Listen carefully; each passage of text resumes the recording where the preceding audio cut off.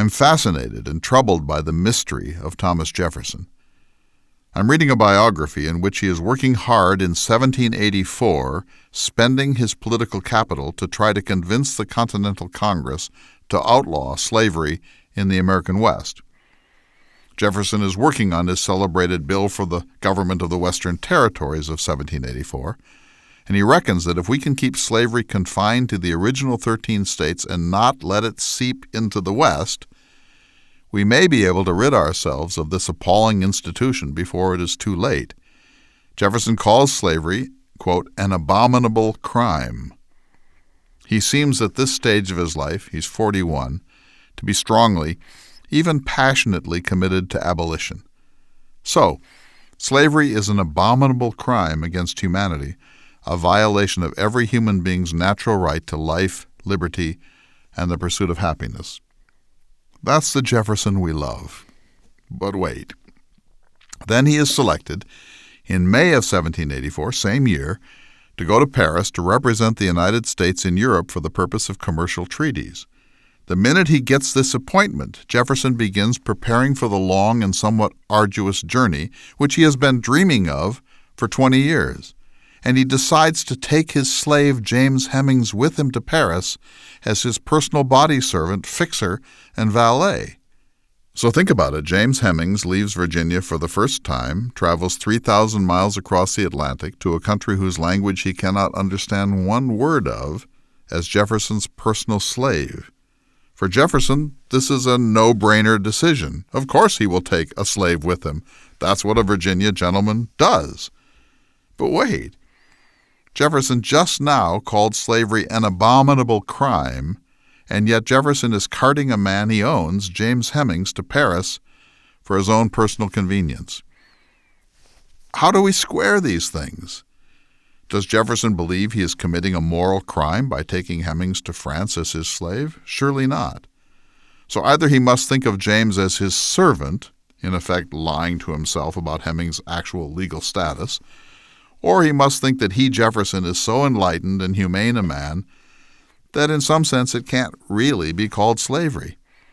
Do you think at any point during the hectic preparations for the ocean journey from Boston to Europe, Jefferson said to himself, "Given my passionate attack on slavery before the Continental Congress, maybe I should prove to myself in the next couple of years that I can wean myself of my dependence on slaves.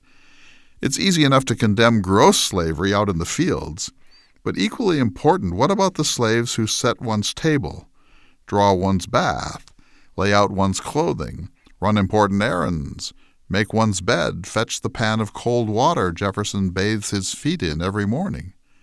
Did he think, I'm a hypocrite for taking James Hemings to France given my publicly stated abhorrence of slavery?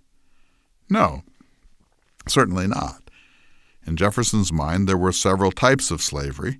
There were illiterate field slaves that did the rough agricultural work of Jefferson's plantation. There were slaves who were carpenters, wheelwrights, barrel makers, bricklayers, nail makers, etc. He respected their skills, and he depended on their excellent work in furnishing his house with Palladian ornamentation, creating vehicles including carriages, wagons, and wheelbarrows for the plantation, building him writing desks and other gimcracks. And then there were his black and mulatto household servants, individuals he regarded certainly as more than slaves, essentially on a level plane with the white Europeans who served as servants in the great houses of Europe.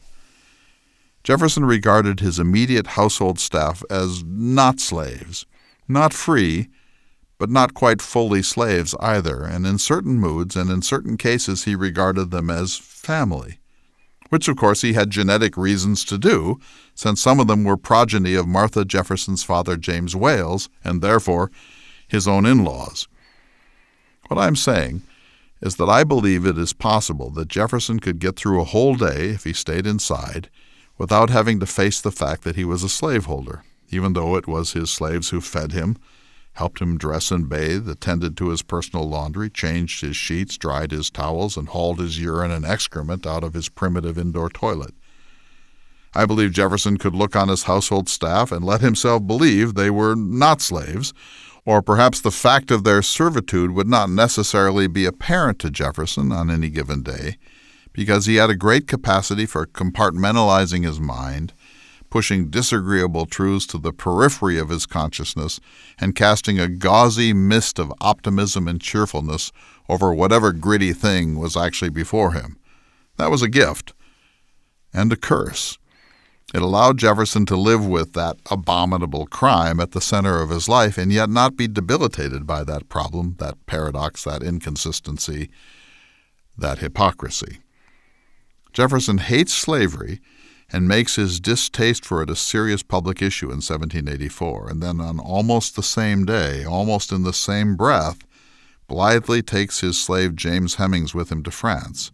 And when James, after mastering French faster than his master did, and having free access to the great city, which was in a state of fermentation about liberty, the rights of man, human dignity, rebellion, and self-government, when James Hemings figured out that under French law he was free, and Ambassador Jefferson could not possibly make him go back to Virginia with him, James let Jefferson talk him out of his one chance at true freedom.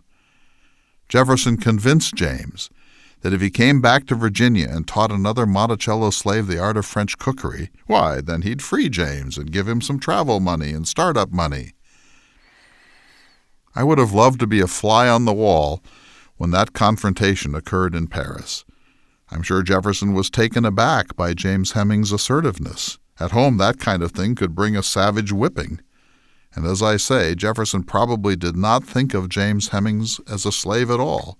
He probably thought of him as an important member of his household staff, a promising young man he had magnanimously brought to Paris to see a wider world, which Jefferson must have regarded as a gift of special privilege, a sign of trust.